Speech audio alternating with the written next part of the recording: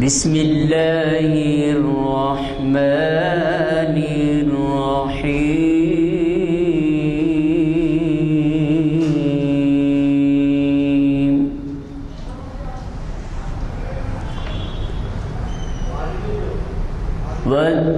वत्तीनि वज़्ज़ैतून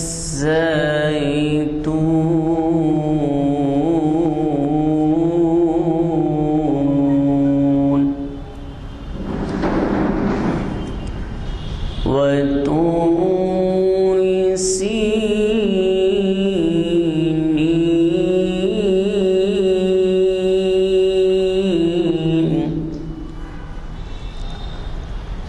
वहाज़ल बलदिल अमीन।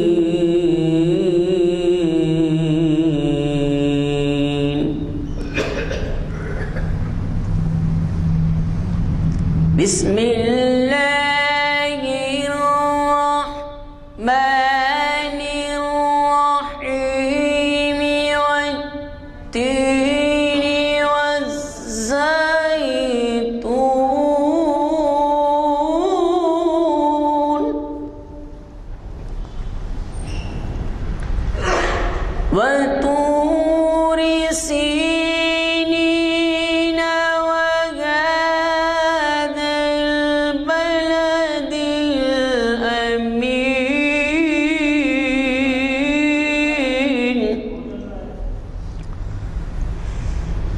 लक़द ख़लक़नल इंसान फ़ी अहसनि तक़वीम।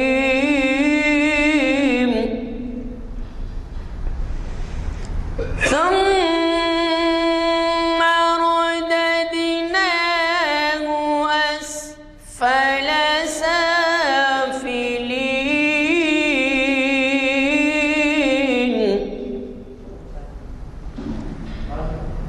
إلا الذين آمنوا وعملوا الصالحات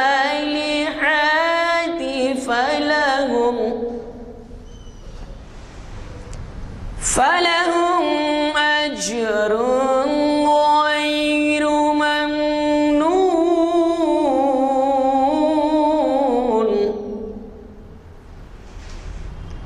فما يكذبك بعد بالدين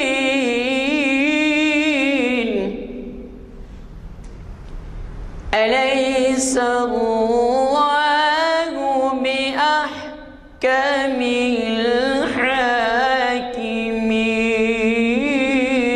الحاكمين صدق الله العظيم.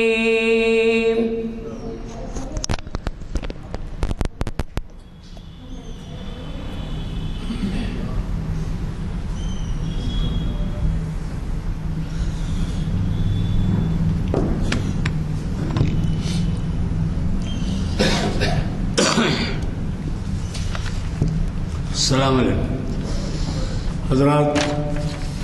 आज आपके जाने पहचाने मुखर्रिर डॉक्टर सैयद इस्लामुद्दीन मुजाहिद साहब मुखातिब कर रहे हैं और ये तारीख़ इस्लाम की 894वीं नशिस्त है।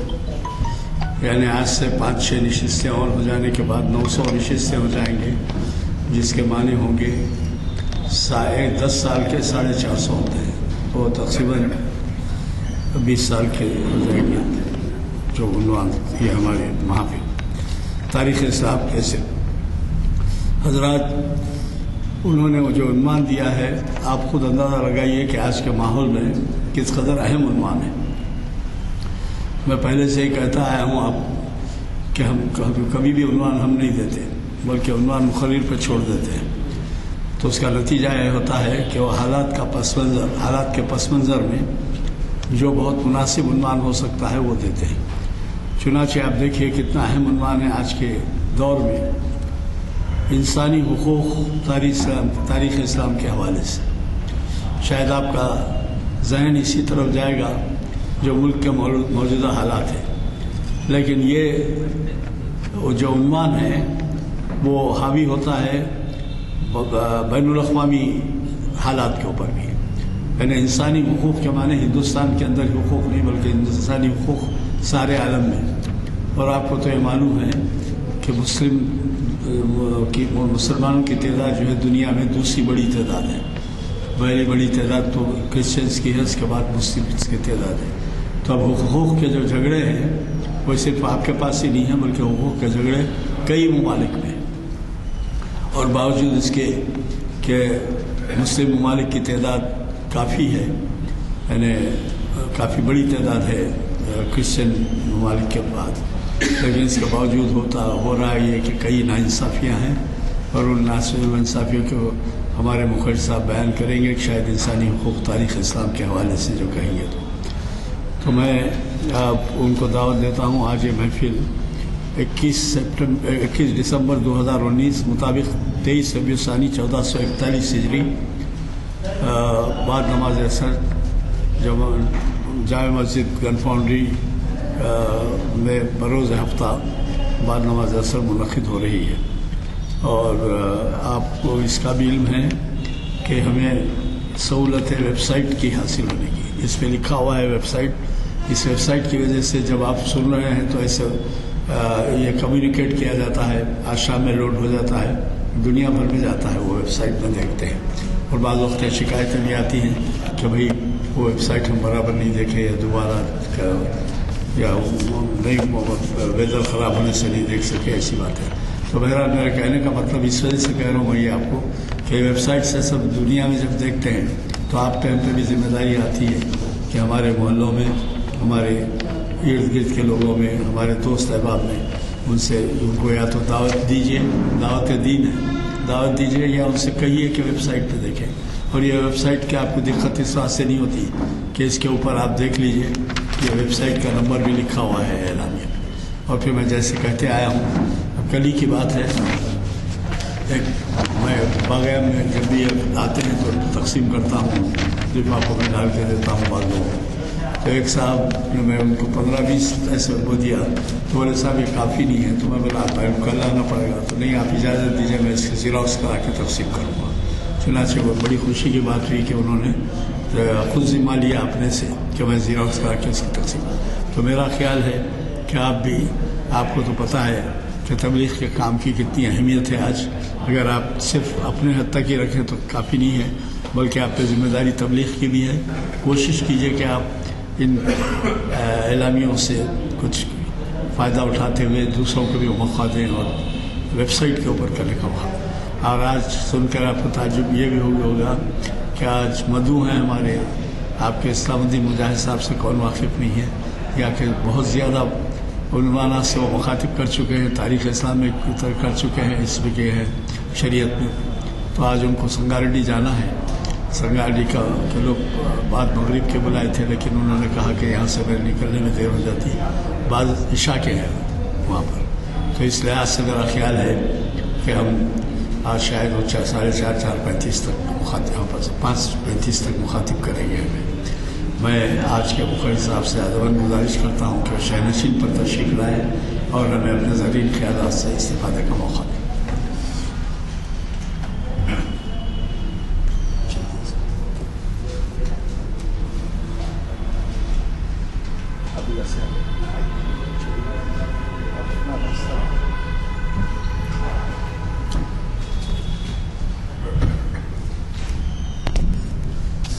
السلام علیکم ورحمۃ اللہ وبرکاتہ.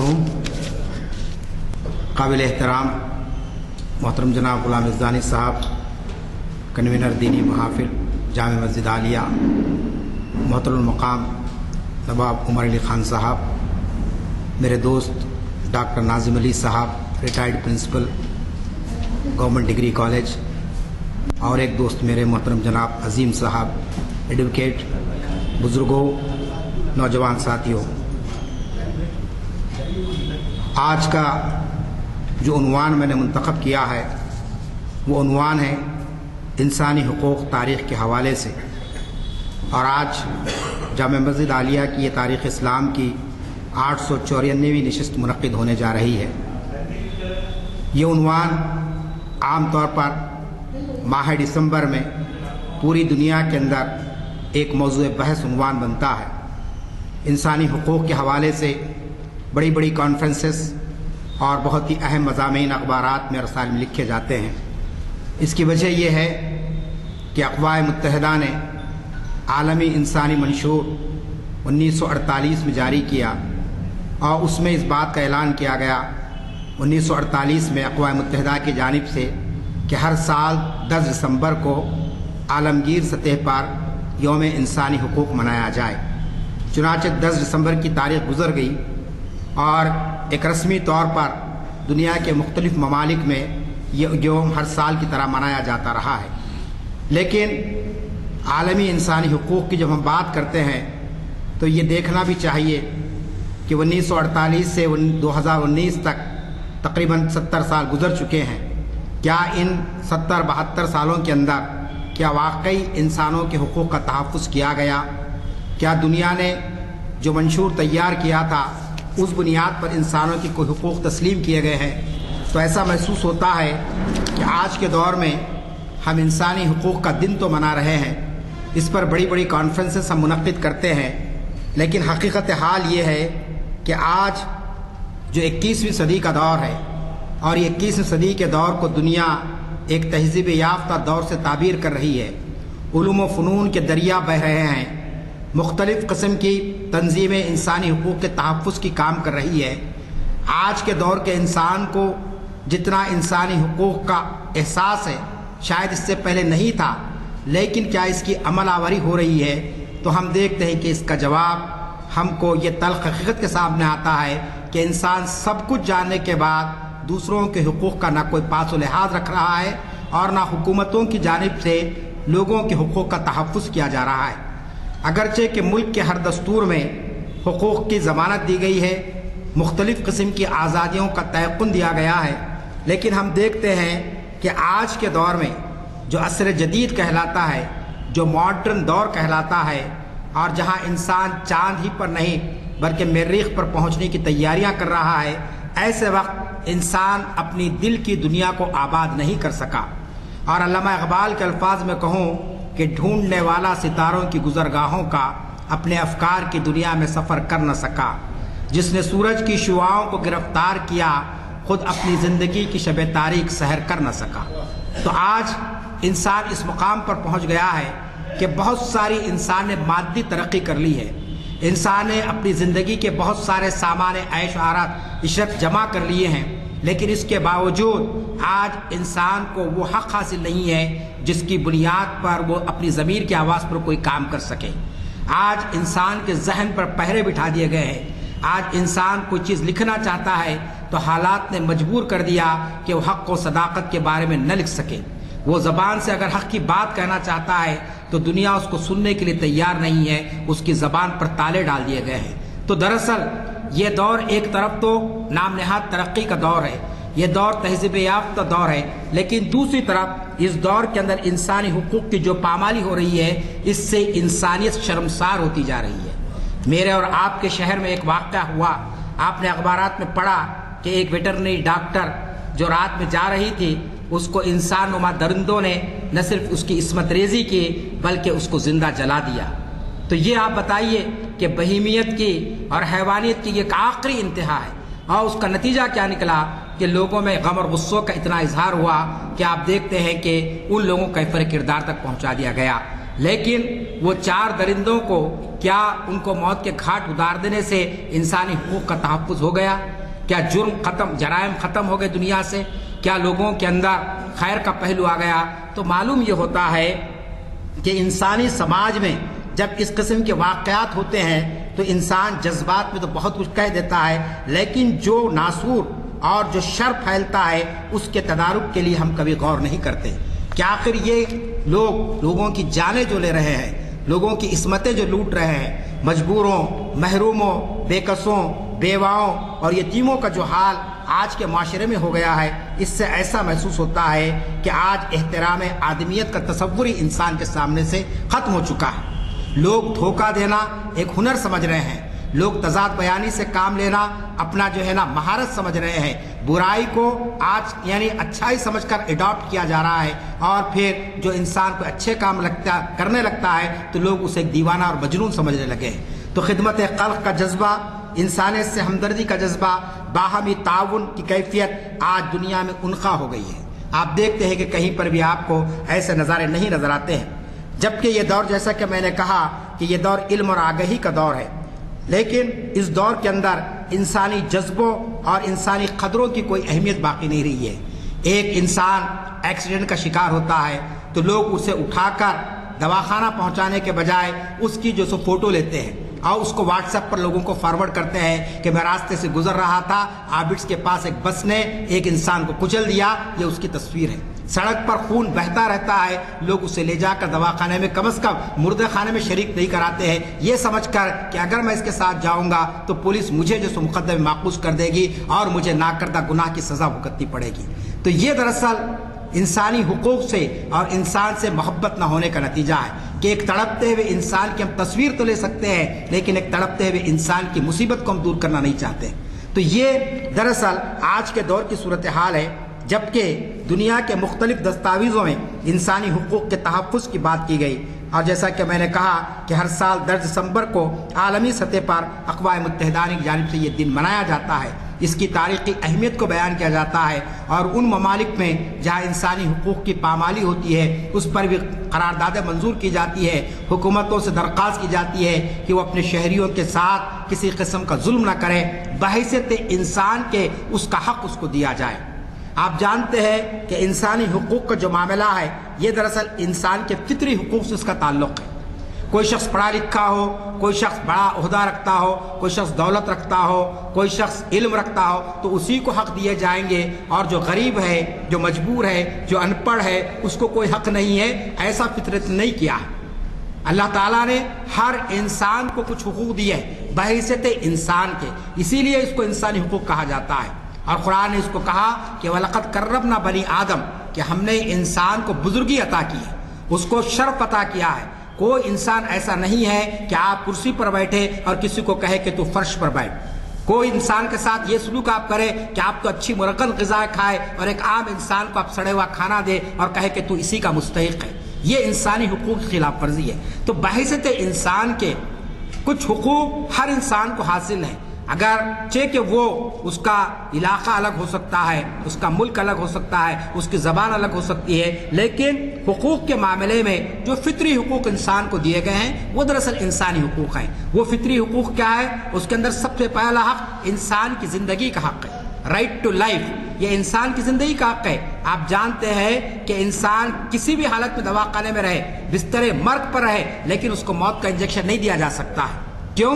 اس لیے کہ وہ اپنی مرضی سے دنیا میں نہیں آیا ہے اور اپنی مرضی سے دنیا سے جا نہیں سکتا ہے جب تک کہ اللہ تعالیٰ کا حکم نہ آئے اس کی موت کے پروانے کے لیے۔ تو یہ آپ کو معلوم ہے انسانی حق کا کہ انسان تڑپتا بھی رہا تو اس کی موت آپ جان نہیں لے سکتے، لیکن ایک ہستے کھیلتے انسان کو، ایک ہستی کھیلتی آبادی کو لوگ تباہ برباد کر دیتے ہیں۔ تو معلوم یہ ہوتا ہے کہ انسانی حقوق کا تصور ہمارے پاس ختم ہوتا جا رہا ہے۔ تو پہلا جو حق ہے وہ انسان کی جان ہے، پھر انسان کی جان کے ساتھ انسانی حقوق کا دوسرا صرف انسانی جان نہیں ہے بلکہ ایک انسانی جان کو عزت و وقار کے ساتھ زندہ رہنے کا حق، کہ خالی بس پڑ جائے انسان رہ جائے، سانس لے رہا ہے اور بھوک کی کیفیت میں ہے، پریشانی کی کیفیت میں زندگی گزار رہا ہے، مصیبت کے دن آگے ہیں، پریشان ہے، زندگی کو کوس رہا ہے اور کہہ رہا ہے کہ اللہ نے مجھے کیوں پیدا کیا، تو بغیر عزت اور وقار کے کوئی زندگی نہیں ہوتی ہے۔ دنیا کا ہر دستور اس بات کا یعنی تاکید کرتا ہے کہ لوگوں کے، شہریوں کے زندگی جو ہے ایک وقار کے ساتھ گزرے، ان کا احترام کو باقی رکھا جائے، انسان کی زندگی کے تقدس کو باقی رکھا جائے۔ پھر آپ جانتے ہیں کہ انسانی حقوق کے اندر یہ ہے کہ انسان کو آزادی دی جائے کچھ سوچنے کی، کچھ بولنے کی، کچھ کرنے کی۔ روسو جو بہت مشہور مفکر گزرا ہے، اس نے بڑا اچھا جملہ کہا، اس نے کہا کہ انسان آزاد پیدا ہوا ہے لیکن اس کو زنجیروں میں جکڑ دیا گیا۔ Man is born free, but everywhere he is in chain. کہ آپ دیکھتے ہیں کہ انسان آزاد پیدا ہوتا ہے لیکن اس پر مختلف قسم کی زنجیریں لگا دی جاتی ہے، رسم و رواج کی زنجیریں اس پہ آ جاتی ہے، علاقے کی زنجیر اس پر آ جاتی ہے، اور مختلف قسم کی ذات کی زنجیریں اس پر آ جاتی ہے۔ تو یہ دراصل آزادی اور آج آپ دیکھتے ہیں کہ ہمارے اپنا ملک جو جمہوری ملک ہے، ہمارے اس جمہوری ملک میں انسان کی آزادی کو کتنا محدود کر دیا گیا ہے کہ انسان اپنے طور پر سوچ نہیں سکتا کوئی بات کو. فلاں گروہ جو سوچ رہا ہے وہی سچ ہے تو اسی کے پیچھے ہم کو جانا ہے.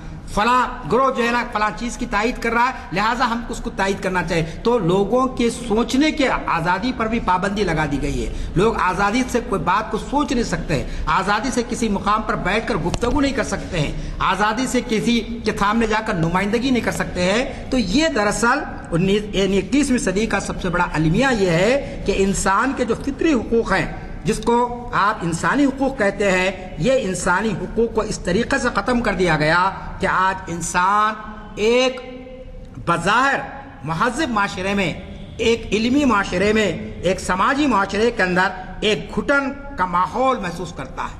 کہ آج آپ دیکھیے ہر انسان ایک اضطراب کی زندگی گزار رہا ہے، ایک بے چینی کی زندگی گزار رہا ہے. کیوں کہ ماحول کے اندر اس کے وہ حقوق اس کو نہیں دیے جا رہے ہیں. ایک باپ اپنے بیٹے کو بیٹھ کر اس سے گفتگو کرنے کے لیے تیار نہیں ہے، اپنی مرضی کو اسے مسلط کر دیتا ہے. ایک مثال میں دیتا ہوں آپ کو، ماں باپ کی خواہش ہے کہ بچے کو انجینئر بنایا جائے، بچے کو ڈاکٹر بنایا جائے، اور بچہ چاہتا ہے کہ میں ڈاکٹر نہیں بننا چاہتا ہوں، میں انجینئر نہیں بننا چاہتا ہوں، میں صحافی بننا چاہتا ہوں، میں اور کوئی پیشہ اختیار کرنا چاہتا ہوں. لیکن ماں باپ اس کو آزادی نہیں دے رہے. ایک معمولی مثال میں آپ کے سامنے دیا ہوں. ماں باپ کوئی برائی سے نہیں کر رہے، لیکن چونکہ پورا زمانہ اپنے بچوں کو ڈاکٹر بنا رہا ہے، انجینئر بنا رہا ہے، لہذا میں اور آپ بھی چاہتے ہیں کہ میری اولاد بھی وہی بنے، جبکہ وہ بچہ اس چیز کو پسند نہیں کر رہا ہے. تو دراصل اس کی آزادی کو آپ ختم کر دیں. یا اسی طریقے سے والدین ہیں، ان کے کچھ حقوق ہیں، ان کی کچھ آزادی ہے، ان کی کچھ سوچنے کا انداز ہے، اولاد وہ حقوق ان کو دینا نہیں چاہتی ہے. مختلف معاملات کے اندر آپ دیکھتے ہیں تو معاشرے کے ایک فرد سے ہی، ایک خاندان سے ہی حقوق کی پامالی شروع ہو جا رہی ہے، اور وہ جاتے جاتے اسٹیٹ میں، مملکت میں اس طریقے کا ماحول ہو جا رہا ہے کہ لوگ جو ایک مشین بن کر رہ جاتے ہیں. انسان سوچنے کی جب صلاحیت ختم کر دیتا ہے، غور و فکر کی اس کے اندر سے قوت ختم ہو جاتی ہے، تو انسان ایک مشین بن جاتا ہے، انسان ایک چوپایا بن جاتا ہے. فرق یہ ہے کہ گائے کو یا بھینس کو 4 پاؤں ہیں، ہم کو 2 پاؤں ہیں، لیکن بھینس کے پاس بھی عقل نہیں ہے، انسان کے پاس بھی عقل سے اور غور و فکر سے کام نہیں کر رہا، تو اس کے درمیان میں کیا فرق رہ جائے گا.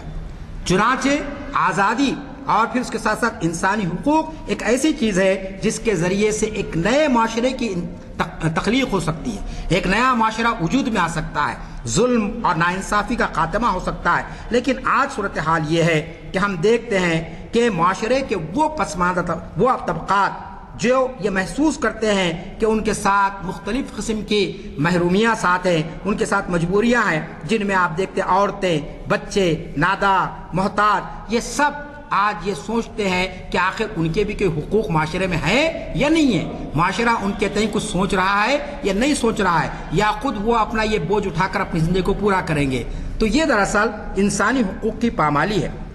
پھر اسی طریقے سے آپ دیکھتے ہیں کہ ہمارے پاس جو مسئلہ ہے سب سے بڑا وہ یہ ہے کہ حقوق کے تعلق سے یہ بات کہی گئی ہے کہ جب انسانوں کو حقوق نہیں عطا کیے جاتے ہیں تو پھر انسان کے اندر بغاوت کے جذبات پیدا ہوتے ہیں، انسان کے اندر سرکشی پیدا ہوتی ہے. ایک مثال میں نے آپ سے دی کہ اگر ماں باپ اپنے بچوں کو کچھ بولنے کی آزادی نہ دے، کچھ کرنے کی آزادی نہ دے، تو لازمی چیز ہے کہ ان کے اندر معاشرے کے تئیں، خاندان کے تئیں آپ دیکھتے ہیں کہ مختلف قسم کی جو ہے سو یعنی غلط قسم کا ایک نیگیٹو تھنکنگ ان کے اندر پیدا ہو جاتی ہے. اسی لیے ایک ماہر نے کہا کہ انسان کے حقوق کا مسئلہ دراصل احترام آدمیت کا مسئلہ ہے، کہ ایک آدمی کو آپ آدمی سمجھے، سب سے پہلے اس کو یہ سمجھے کہ اس کی کچھ ضرورتیں ہیں، اس کی کچھ خواہشات ہیں، اس کی کچھ تمنائیں ہیں، اور وہ کچھ کہنا چاہتا ہے، کچھ کرنا چاہتا ہے. تو جب تک کہ آپ انسان کو احترام نہیں دیں گے، احترام آدمیت جو اسلام کا بہت ہی بنیادی اصول ہے، اس وقت تک کہ دنیا انسانی حقوق پر عمل نہیں کر سکتی ہے. ایک انسان کو خدا نخواستہ اگر آپ جانور سمجھیں گے، ایک انسان کو آپ مافوق الفطرت کوئی اور چیز سمجھیں گے، تو لازمی چیز ہے کہ آپ اس کو حقوق عطا نہیں کریں گے. مثلا ہمارے اپنے معاشرے کے ہندوستان کے اندر ایک زمانے دراز تک ما قبل تاریخ میں عورت کو مخلوق ہی نہیں تصور کیا جاتا تھا کہ عورت نام کی کوئی چیز ہے کیا جاندار، بلکہ اس کو بھی انہی مخلوقات میں تصور کیا جاتا تھا جو ہے سو کسی انسان کے حکم پر چلتی ہے. یعنی مرد حکم دے عورت تعمیل کرے، مرد کہہ دے کہ گھر سے چلے جا عورت چلے جائے، مرد کہے کہ کھانا مت کھا عورت نہ کھائے. کیوں؟ اس لیے کہ اس دور کا معاشرہ عورت کو مخلوق ہی نہیں سمجھتا تھا، اپنے برابر کا ہی نہیں سمجھتا تھا. ہماری طرح کی ایک انسان یعنی اللہ کی ایک مخلوق ہے، اس کا بھی کچھ مقام اور مرتبہ ہے. تو آپ دیکھتے ہیں کہ اسلام کی آمد کے بعد لوگوں نے عورت کو اس کا مقام اور مرتبہ دیا. رسول کریم صلی اللہ علیہ وسلم نے اپنے ارشادات عالیہ کے ذریعے بتایا کہ عورت کوئی ما فوق الچیز نہیں ہے، وہ بھی تمہاری طرح سوچتی ہے، وہ بھی تمہاری طرح اپنی ضرورتیں رکھتی ہے، اس کی بھی خواہشات و تمنا ہے. اسی طریقے سے نادار ہے.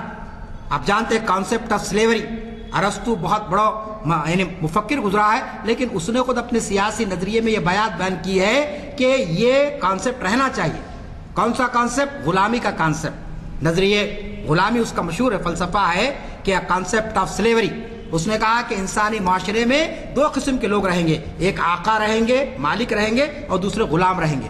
اب آپ بتائیے، دنیا جس کو بابا سیاست کہتی ہے ارسطو کو، اس نے کانسیپٹ آف سلیوری کی تائید کی، اس نے غلامی کی تائید کی. اس نے کہا کہ غلاموں کو ووٹ کا حق نہ دیا جائے، غلاموں کو عوامی زندگی میں نہ لایا جائے، غلام اپنی مرضی سے کوئی کام کر ہی نہیں سکتا ہے. یہ تصور اس کے پاس تھا.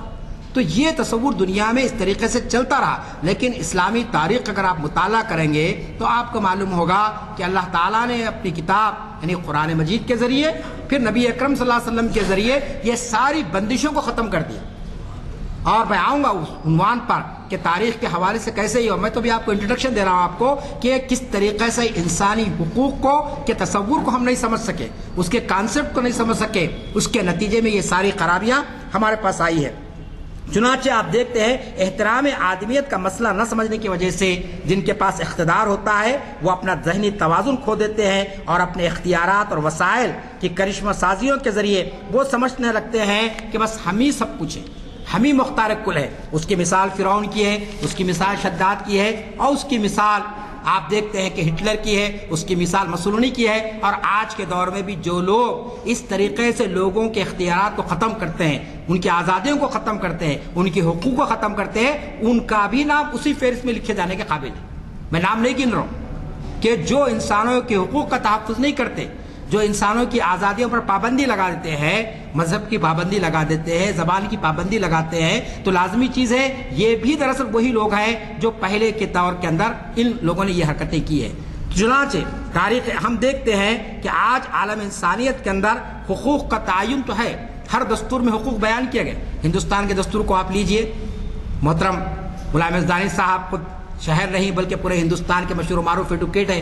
آپ جانتے ہیں کہ ہندوستان کے دستور نے جتنے انسانی حقوق کا تحفظ کیا ہے شاید دنیا کی کسی اور دستور نے نہیں کیا ہے. پورا ایک باب ہے فنڈامنٹل رائٹس کے نام سے، آپ پڑھیے کانسٹیٹیوشن آف انڈیا کا یعنی پارٹ 3 آپ اگر پڑھیں گے تو آرٹیکل 12 سے لے کر آرٹیکل 35 تک لوگوں کے حقوق بیان کیے گئے. اس کے اندر اس میں مذہبی آزادی کا حق ہے، اس میں زبان کی آزادی کا حق ہے، اس میں چلنے پھرنے کا آزادی کا حق ہے، رہائش کا حق ہے، بے حساب حقوق انسانوں کو دیے گئے. لیکن آپ دیکھتے ہیں کیا ان حقوق کی پاسداری ہو رہی ہے؟ کیا ان حقوق پر عملداری ہو رہی ہے؟ آپ جانتے ہیں کہ امریکہ کے اندر ایک اسٹیچو، ایک مجسمہ ہے باضابطہ، اس مجسمے کا نام ہی یہ ہے کہ statue of liberty, equality and fraternity, کہ وہ مجسمے کو بتا کر کہتے ہیں کہ صاحب امریکہ سے زیادہ کہیں پر بھی انسانی حقوق کا تحفظ نہیں کیا جا رہا ہے، آزادی کا تحفظ نہیں کیا جا رہا ہے. لیکن کیا فی الواقع امریکی معاشرے کے اندر وہ انسانی حقوق لوگوں کو دیے جا رہے ہیں جو اس کے مستحق ہیں، یا پھر ایک خاص گروہ کو نسل کی بنیاد پر، زبان کی بنیاد پر ان کا تحفظ کیا جا رہا ہے؟ تو دراصل معاملہ انسانی حقوق کو نہیں جاننے کا ہے، بلکہ ہر شخص، ہر ملک اور وہاں کے رہنے والے حکمران، وہاں کی رہنے والی عوام اپنے حقوق سے واقف ہے. اس کی خوشنما فہرستیں بھی بنائی جاتی ہے، اس کو دستور میں شامل بھی کیا جاتا ہے اور پھر اس کے اعلانات بھی کیے جاتے ہیں. لیکن اصل مسئلہ یہ ہے کہ جن حقوق کو انسانی حقوق کے سے گنوایا جا رہا ہے، تسلیم کیا جا رہا ہے، اور ان کو حاکمان وقت ان حقوق پر قابض ہو جاتے ہیں اور وہ اپنی مرضی سے کسی کو وہ حقوق دیتے ہیں اور کسی کو نہیں دیتے. آج کے معاشرے کے اندر آپ دیکھ لیجئے جو کچھ ہو رہا ہے کہ بھئی فلاں لوگ ہندوستان کو آ سکتے ہیں، ان کو ہم شہریت دینے کے لیے اپنا ریڈ کارپیٹ بچھا دیے ہیں، آئے اور بغیر کسی کاغذ کے وہ یہاں کے شہری بن سکتے ہیں. آپ پڑھ رہے ہیں اخبارات میں.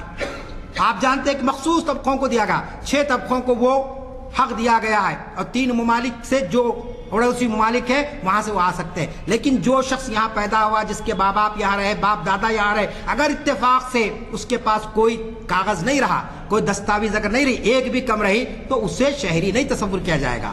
اسے ملک سے نکال دیا جائے گا، اسے لے جا کر کسی بیابان میں چھوڑ دیا جائے گا، یعنی حراستی سینٹرز بنائے جا رہے ہیں اس میں ڈال دیا جائے گا، اس کے حقوق کو ختم کر دیا جائے گا۔ تو اب آپ بتائیے 21ویں صدی کے دور میں کوئی یہ تصور کر سکتا ہے کہ چند مخصوص طبقات کو تو کہا جا رہا ہے کہ آپ آئیے ہمارے ملک میں، ہم آپ کا استقبال کرنے کے لیے تیار ہیں، اور جو لوگ اس ملک میں آبا و اجداد سے نہیں بلکہ ان کے آبا و اجداد حکمران رہے جہاں پر 800 سال جنہوں نے یہاں پر حکومت کی، ان کو یہ کہا جا رہا ہے کہ ہم آپ کو اس فہرست میں شامل نہیں کریں گے۔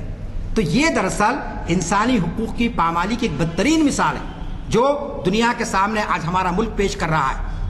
اور کیوں پیش کر رہا ہے، اس کے پیچھے کیا چیزیں وہ آپ کہیں نہ کہیں سنتے رہتے ہیں، وقت نہیں ہے کہ میں ان تفصیلات میں جاؤں یہاں پر۔ تو میں آپ سے بتانا چاہتا ہوں کہ مختلف قسم کے نظامات حکومت، جمہوریت کے ہوں، سیکولرزم کی جو بات کرتے ہوں، کیپٹلزم کی جو بات کرتے ہوں، کمیونزم کی جو بات کرتے ہوں، ان سب نے اپنے طرز حکومت کے اندر حقوق کی بات تو کی ہے، لیکن ان حقوق کو کس طریقے سے استعمال کیا جائے اس تعلق سے بات نہیں کی جاتی ہے۔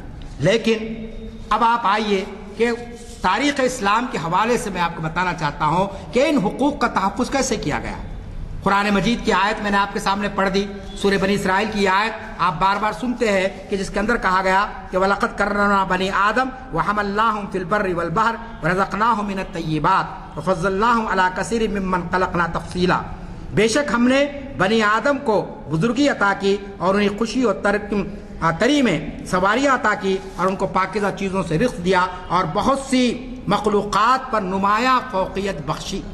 یہ انسان کی صفت کو اللہ تعالیٰ نے بیان کیا، انسان کے مقام کو، کہ اللہ تعالیٰ نے انسانوں کو تمام مخلوقات پر فوقیت عطا کی ہے۔ انسان بحیثیت انسان کے محترم ہے، اس کا احترام کرنا ہم پر فرض ہے۔ کوئی غیر مسلم یہاں پر آ جائے ہمارا فرض ہے ہم اپنی کرسی دے کر اس کو بٹھائیں، اگر جگہ نہیں ہے۔ بھوکا کوئی آ جائے کسی مذہب سے تعلق رکھتا ہو، ہم بھوکے رہ کر اس کو کھانا کھلائے، یہ اسلام کی تعلیم ہے۔ تو انسانی حقوق کے اندر مذہب کا کوئی بھید بھاؤ نہیں رکھا گیا، ذات کا کوئی بھید بھاؤ نہیں رکھا۔ کہا گیا کہ ہم نے بہت سی مخلوقات پر اس کو نمایاں بخشش کی اور بزرگی عطا کی۔ جب اللہ نے انسان کو بزرگ بنا دیا، ہم کہتے ہیں کہ اللہ بزرگ و برتر ہے، اللہ کے لیے ساری بزرگی سزاوار ہے، ہم تو حقیر بندے، لیکن اللہ تعالیٰ یہ کہہ رہا ہے کہ میں نے جس مخلوق کو پیدا کیا اس کو میں نے بزرگ بنایا۔ اور اس کی بزرگی کی مثال کیا ہے؟ حضرت آدم علیہ السلام کے سامنے سجدہ کرنے کا سب کو حکم دیا گیا اور سب نے سجدہ کیا سوائے شیطان کی۔ تو یہ حضرت آدم کے سامنے سجدہ کر کے بتانے کا مقصد یہ تھا کہ میں جس مخلوق کو پیدا کر رہا ہوں یہ میری کائنات کی سب سے معزز ترین مخلوق ہے اور یہ میرے نمائندے ہیں، تمہارے لازمی ہے کہ تم ان کا احترام کریں۔ پھر اسی طریقے سے آپ دیکھتے ہیں کہ قرآن مجید میں سورہ 3 میں کہا گیا لَقَدْ خَلَقْنَا الْإِنسَانَ فِي أَحْسَنِ تَقْوِيمٍ، کہ ہم نے انسان کو بہترین ساخت پر پیدا کیا ہے۔ کسی شخص کو آپ اس کا رنگ کے بنیاد پر، اس کے علاقے کی بنیاد پر یا کسی اور بنیاد پر نہیں کر سکتے ہیں۔ پھر نبی اکرم صلی اللہ علیہ وسلم نے کیا فرمایا؟ الخلق عیال اللہ، کہ پوری خلق اللہ کی اولاد ہے، اب بنی آدم سے سب کا تعلق ہے، کوئی جو ہے سو اس کے اندر کوئی تفریق نہیں ہے، اس کے اندر کوئی تقسیم نہیں ہے۔ چنانچہ ان احکامات کی روشنی میں اب آپ دیکھیں گے کہ تاریخ اسلام کے حوالے سے اگر ہم دیکھتے ہیں کہ قرآن نے عظمت انسانیت کو جو انداز میں بیان کیا اور نبی کریم صلی اللہ علیہ وسلم نے اپنے اقوال سے جن باتوں کا ثبوت دیا اس کا تذکرہ کیسے ہوتا ہے؟ اس کا سب سے پہلا تذکرہ تو یہ ہے کہ آپ دیکھتے ہیں کہ تاریخ اسلام کے اندر سب سے پہلی بات یہ کہ اللہ تعالیٰ نے اپنے رسول کو جو خطاب دیا، ابھی ربیع الاول کا مہینہ گزرا، آپ یہ عنوان بار بار پوسٹروں پہ پڑھے ہیں، تقاریر میں پڑھے ہیں، آپ اس کو کانفرنسز پہ ہوئی ہے، رحمت للعالمین۔ آپ جانتے ہیں کہ اللہ تعالیٰ کوئی اور خطاب آپ کو دے سکتا تھا، لیکن قرآن میں اعلان کیا گیا وما ارسلناک الا رحمت للعالمین، کہ اے نبی صلی اللہ علیہ وسلم ہم نے آپ کو نہیں بھیجا مگر یہ کہ سارے عالمین کے لیے رحمت بنا کر۔ اب آپ بتائیے، جب آپ سب سے بڑی جو صفت ہے یہ انسانی حقوق سے اس کا تعلق ہے، اگر اللہ تعالیٰ رحمت للعالمین کے بجائے رحمت للمسلمین بنا کر بھیجتا تو لازمی چیز ہے کہ انسانی حقوق کی نفی ہوتی وہاں پر، یعنی مسلمین کو ایک مقام دیا جا رہا ہے، یہ جو بنائے گئے ہیں رسول یہ صرف مسلمین کے لیے رحمت بنا کر بھیجے گئے، مسلمانوں کے لیے رحمت بنا کر بھیجے گئے ہیں، اہل ایمان کے لیے رحمت بنا کر بھیجے گئے، ان لوگوں کے لیے رحمت بنا کر بھیجے گئے ہیں جنہوں نے آپ کی شریعت کو قبول کیا ہے۔ نہیں، یہ کہا گیا کہ نبی کریم صلی اللہ علیہ وسلم کو اللہ تعالیٰ نے رحمت للعالمین بنا کر نہیں بھیجا، بلکہ رحمت للمسلمین بنا کر نہیں بھیجا، بلکہ رحمت للعالمین بنا کر بھیجا، تاکہ ساری دنیا کو یہ پیغام جائے کہ آپ سب کے لیے رحمت بنا کر بھیجے گئے۔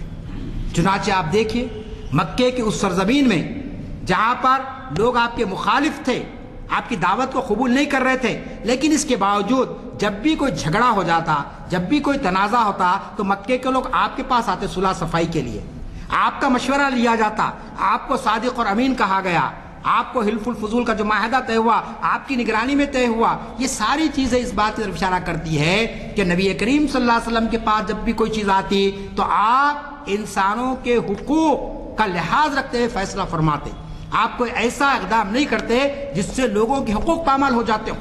مشرکین کے، ان لوگوں کے جو ایمان نہیں لائے، ان کے حقوق کا بھی آپ نے تحفظ فرمایا۔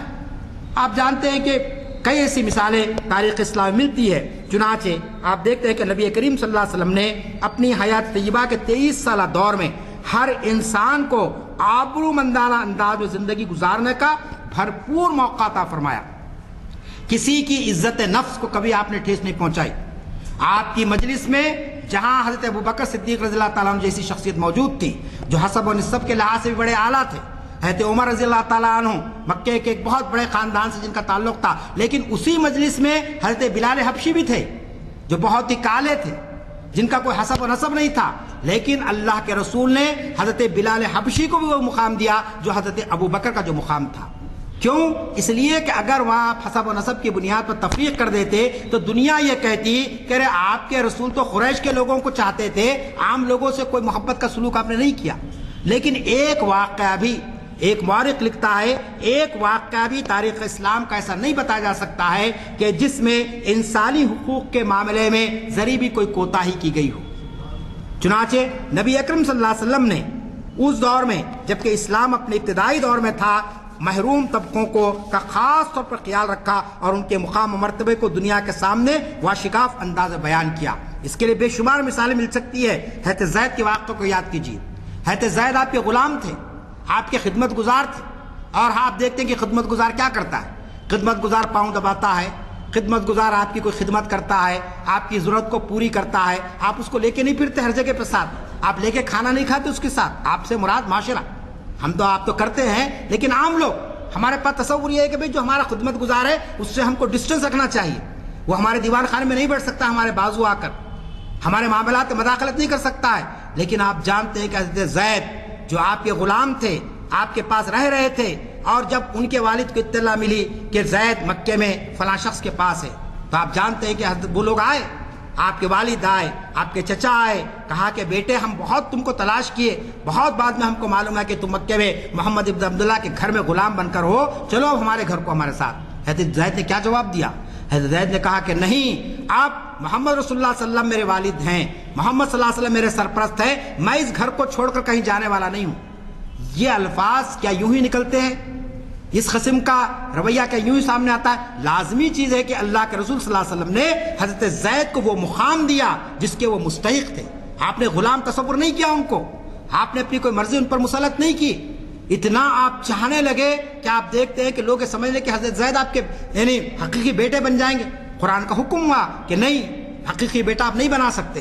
تو آپ بتائیے اس درجے تک آپ نے حضرت بلال کو محبت دی اپنی۔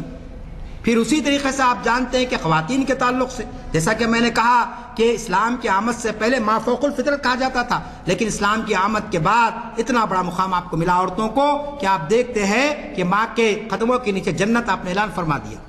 کتنا بڑا مقام عورت کو عطا ہوا ہے۔ تو یہ مثالیں ہمارے سامنے آتی ہے۔ پھر اسی طریقے سے نبی کریم صلی اللہ علیہ وسلم کا آج انسانی حقوق کی بڑی بڑی ہم باتیں کرتے ہیں، لیکن آپ کو معلوم ہونا چاہیے کہ نبی کریم صلی اللہ علیہ وسلم نے انسانی حقوق کے معاملے میں جو منشور آپ نے دنیا کے سامنے پیش کیا وہ خطبہ حجۃ الوداع کی شکل میں ہمارے سامنے موجود ہے۔ خطبہ حجۃ الوداع جو آپ کا آخری خطبہ تھا، اس کے اندر آپ نے انسانی حقوق کو جس انداز میں بیان کیا، دنیا حیران ہے کہ اس مکی معاشرے کے اندر یہ کیسے حقوق آپ نے بیان کیے۔ آج اقوام متحدہ کا جو چارٹر ہے، یہ پورے کا پورا چارٹر نبی کریم صلی اللہ علیہ وسلم کا خطبہ حجۃ الوداع ہے، لیکن ان کی بددیانتی ہے کہ یہ لوگ اس کا ذکر نہیں کرتے ہیں۔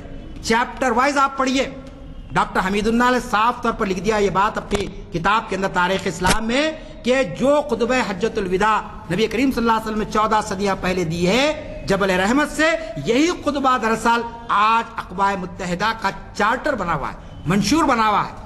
اور اس خطبے کے اندر جو باتیں آپ نے بیان کی، میں اس کی تفصیلات میں یہاں پہ نہیں جا سکتا ہوں، لیکن دو باتیں آپ کے سامنے رکھتا ہوں جو نبی کریم صلی اللہ علیہ وسلم نے اس موقع پر بیان کی کہ کس طریقے سے آپ نے اس خطبے میں یہ بات بیان کی کہ لوگوں کوئی جو ہے نا عربی پر کوئی عجمی کو کوئی یعنی فوقیت حاصل نہیں ہے، کالے کو گورے پر فوقیت حاصل نہیں ہے، وہ ساری چیزوں کو آپ گنتے ہوئے رہے۔ اور اس کے بعد آپ نے بتایا کہ لوگوں تم اپنے لوگوں کا خیال رکھو، کن لوگوں کا؟ جو تمہارے دیر دست ہوں۔ فرمایا کہ لوگوں تمہارے خون، مال اور عزتیں ایک دوسرے پر قطعاً حرام کر دی گئی ہے، اور زمانے جاہلیت کے سارے خون اب کلعدم ہیں، اور میں سب سے پہلے اپنے حق میں اس چیز کو کلعدم قرار دیتا ہوں۔ پھر اسی کے بعد وہ ساری باتیں جو کہی جاتی ہے آپ پڑھیے خطبہ حجۃ الوداع کو، تو آپ کو اندازہ ہوگا کہ نبی کریم صلی اللہ علیہ وسلم نے ایک ایک چیز کو اس خطبے میں بیان کر دیا کہ ناداروں کے حقوق کیا ہے، عورتوں کے حقوق کیا ہے، بچوں کے حقوق کیا ہے، اور کس طریقے سے ایک انسانی معاشرہ تشکیل جا سکتا ہے۔ پھر اس کے بعد آپ جانتے ہیں کہ آپ کے جانے کے بعد خلفائے راشدین نے انسانی حقوق کی کتنی زبردست خدمت انجام دی، کس طریقے سے حضرت ابو بکر صدیق رضی اللہ تعالیٰ عنہ کا وہ تاریخی جملہ ہمارے سامنے آتا ہے کہ آپ نے فرمایا کہ میری نظر میں سب سے کمزور وہ ہے جو دنیا کی نظر میں سب سے طاقتور ہے۔ یعنی ہم کیا سمجھتے صاحب کوئی بڑا قوی ہے، توانا ہے، پہلوان ہے تو بڑا طاقتور ہے، آپ نے کہا کہ نہیں، وہ میری نظر میں کمزور ہے، اور جو دنیا کی نظروں میں سب سے کمزور ہے میں اس کو قوی سمجھتا ہوں، میں اس کے لیے تائید کرنے تیار ہوں۔ چنانچہ خلفائے راشدین نے اپنے پورے دور خلافت میں چاروں خلفاء کو آپ دیکھیے، حضرت ابوبکر صدیق رضی اللہ تعالیٰ عنہ، حضرت عمر رضی اللہ تعالیٰ عنہ، حضرت عثمان غنی رضی اللہ تعالیٰ عنہ اور حضرت علی رضی اللہ تعالیٰ عنہ کے یہ پورے پیریڈ کو آپ دیکھیں گے، اس 30 سالہ دور کے اندر ہر جگہ پر انسانی حقوق کا تحفظ کیا گیا۔ کیسے کیا گیا؟ حضرت ابو عمر رضی اللہ تعالیٰ عنہ کی پڑھیے آپ، ایک چلتے ہوئے جا رہا ہے، خلیفہ وقت جا رہا ہے، اور ایک عورت آپ کو روک لیتی ہے، سوال کرتی ہے آپ سے، آپ یہ نہیں کہتے کہ میں خلیفہ وقت ہوں میں جواب نہیں دوں گا، آپ اتر جاتے ہیں سواری سے اور اس کے بعد عورت کا جواب دیتے ہیں، خطبہ دے رہے ہیں، سوال کرنے والا سوال کرتا ہے، آپ جواب دیتے ہیں خطبے کو روک کر۔ تو یہ دراصل انسانی حقوق کا معاملہ تھا۔ چنانچہ میں آپ کے سامنے یہ بات کہنا چاہتا ہوں کہ خلفائے راشدین نے ظالم کو کبھی ظلم کرنے کے لیے نہیں چھوڑا، اور مظلوم کی حمایت نہ کی گئی ہو ایسی کوئی مثال تاریخ میں نہیں ملتی ہے۔ جب بھی کوئی مظلوم خلیفہ وقت کے پاس گیا، آپ نے برابر اس کی داد رسی کی، اس کے تعلق سے جو کچھ ناانصافی اس کو دور فرمایا۔ تو یہ خلفائے راشدین کا دور تھا۔ پھر خلفائے راشدین کے بعد آپ دیکھتے ہیں کہ مسلم حکمرانوں کا دور چلا۔ ان مسلم حکمرانوں میں دور اموی کا دور، اس سے پہلے دور عباسی کا دور، یہ دور کے اندر بھی آپ دیکھتے ہیں کہ کس طریقے سے لوگوں کے حقوق کا حفاظت کی گئی۔ پھر آپ آئیے ہمارے اپنے ملک کی طرف۔ ہمارے اپنے ملک میں آپ جانتے ہیں کہ 800 سال تک مسلمانوں نے حکومت کی، اور اس کے اندر آپ دیکھتے ہیں انسانی حقوق کی ایسی درخشاں مثالیں ہماری تاریخ کے صفحات موجود ہے کہ دنیا اس کو پیش نہیں کر سکتی۔ کس طریقے سے، چاہے وہ مغلیہ دور ہو، چاہے وہ سلطنت دہلی کا دور ہو، یا ہمارے نظام کا دور دکن کا آصف جاہی دور ہو، یا اس سے پہلے کا دور ہو، آپ دیکھتے ہیں کہ بے مثال آپ کو واقعات ملیں گے کہ کس طریقے سے لوگوں کے حقوق کا تحفظ کیا گیا۔ ایک مثال میں آپ کو دیتا ہوں۔ لوگ یہ کہتے ہیں کہ صاحب ہندوستان سے مسلمانوں کو چلے جانا چاہیے۔ مجھے آپ بتائیے، جب مسلمانوں کا دور تھا کون سی طاقت ایسی تھی جو یہاں پر لوگوں کو، کیا اگر بادشاہ چاہتا پوری کی پوری آبادی کو مسلمان نہیں بنا سکتا تھا؟ سب کو کیا کلمہ پڑھنے پر مجبور نہیں کیا جا سکتا تھا؟ سوچیے تھوڑی دیر کے لیے۔ لیکن اسلام نے اس کی اجازت نہیں دی۔ اسلام نے بزور طاقت تب اسلام کی تبلیغ کرنے کی اجازت کسی کو نہیں دی ہے۔ چنانچہ ہمارے حکمرانوں نے کسی کو زبردستی مسلمان نہیں بنایا۔ اسلام کی تبلیغ کی صوفیاء اکرام نے، لیکن صوفیاء اکرام نے کبھی کسی پر زور و زبردستی نہیں کی کہ تم اسلام کو قبول کر لو۔ اس کی تعلیمات دنیا کے سامنے پیش کی گئی۔ تو میں آپ سے یہ کہنا چاہتا ہوں کہ ان احترام انسانیت کی جو تعلیمات ہم کو دی گئی ہے، آج اس کو مشعل راہ بنانے کی ضرورت ہے۔ ہم سب سے پہلے اپنے معاشرے کے اندر جو لوگ ہمارے زیر نگی ہیں یا زیر دست ہے، ان کے حقوق کا ہم تحفظ کریں۔ والدین ہیں، اپنے بچوں کے حقوق کا تحفظ کرے، اولاد ہے، اپنے والدین کے حقوق کا تحفظ کرے، پڑوسی کے حق کو ہم ادا کریں۔ نبی کریم صلی اللہ علیہ وسلم کا بہت مشہور قول ہے، آپ کے اقوال پڑھیے، پڑوسی کے تعلق سے آپ نے کیا کہا؟ کہ اگر کوئی پڑوسی 3 دن اگر بھوکا سو جائے تو لازمی چیز ہے کہ آپ کے ایمان کے لالے پڑ جاتے ہیں. آپ کا تہجد، آپ کی نمازیں، آپ کی صدقہ خیرات، یہ سب بازو. اگر آپ کا پڑوسی بھوکا رہ جائے، اور پڑوسی کی تخصیص نہیں کی آپ نے نہیں کہا کہ مسلمان پڑوسی، کرسچن پڑوسی، نہیں، کوئی پڑوسی ہو اگر وہ بھوکا رہ رہا ہے تو آپ کی عبادتیں اللہ کے پاس قابل قبول نہیں ہوتی ہے. تو اس طریقے سے آج انسانی حقوق کی بڑی بڑی تنظیمیں ہیں، سب کچھ ہے، لیکن آپ دیکھتے ہیں ایک گروہ یہ چاہتا ہے محض مذہب کی بنیاد پر کسی کے حق کو چھین لیا جائے، تہذیب کی بنیاد پر حقوق کو پامال کیا جائے. ہمارے لیے ضرورت اس بات کی ہے کہ نبی کریم صلی اللہ علیہ وسلم نے حجۃ الوداع کے موقع پر جو خطبہ دیا اور جو انسانی حقوق کا سب سے کارآمد اور سب سے لازوال منشور ہے، اس منشور کے ایک ایک نقطے کو دنیا کے سامنے لانے کی ہم کوشش کریں اور بتائیں کہ کس طریقے سے انسانی حقوق کا تحفظ کیا جاتا ہے. اور اگر انسانی حقوق کا تحفظ نہیں کیا جائے گا تو سماج کیا ہو جائے گا؟ سماج ایک جہنم زار بن جائے گا، جس کی مثالیں آج ہمارے سامنے ہیں کہ کوئی عورت آزادی کے ساتھ چل نہیں سک رہی ہے، کوئی بچہ نکل کے بازار کو جا نہیں سک رہا ہے. خوف کا، دہشت کا ایک ماحول آپ دیکھتے ہیں کہ پوری سوسائٹی پر حاوی ہو چکا ہے. مغربی معاشرے کو ہم بہت اچھا معاشرہ تصور کرتے ہیں، لیکن اخبارات میں پڑھتے ہیں کہ بعض وقت ایک جنونی ایک بندوق لیتا ہے اور پورے بچوں پر گولی چلا دیتا ہے. کوئی شخص نکلتا ہے بازار کے اندر گولیاں چلا دیتا ہے. تو کوئی معاشرہ آج محفوظ نہیں ہے اور ہر جگہ پر انسانی حقوق کی پامالی کی جا رہی ہے.